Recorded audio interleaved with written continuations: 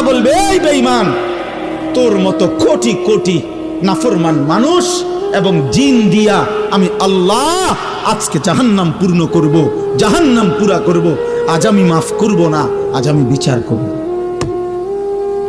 মাফ করতে চাইছিলাম দুনিয়ায়, আমি হাজারবার বলছিলাম, কত মৌলভী, কত ওয়াইজ, কত হুজুর, কত ইমাম, কত বক্তা, কত আলেম, কত পীর, কত বুজুর্গ, কত হাজারি করছে যে রে আল্লাহর বান্দা মাফ চাও, মাফ চাও, মাফ চাও, তওবা করো, তওবা করো।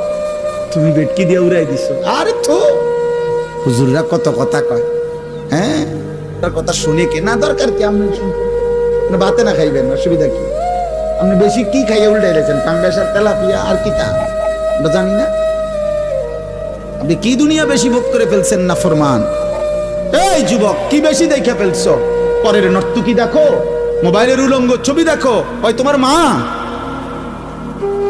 এই বেটা, বেহায়া ছেলে বেটা, যে নারীকে মোবাইলে উলঙ্গ ছবি দেখো, ও তোর মা বেটা, ও তোর বোন। তোর মাকে এমন উলঙ্গ কেউ দেখুক? একটা নির্লজ্জ বেহায়া বল, এখন দাঁড়ায় বল বেটা, তোর মাকে দেখুক উলঙ্গ,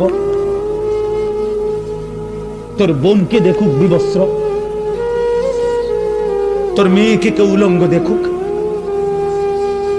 তুমি কেন অন্যের মা দেখো? সে কি কারো মা না? সে কি কারো বোন না?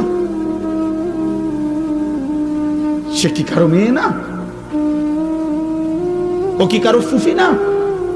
ও কি কারো খালা না? তোমার ইজ্জতের উপরে হাত ধরকে, তোমার ঘরের সংগ্রামের উপরে।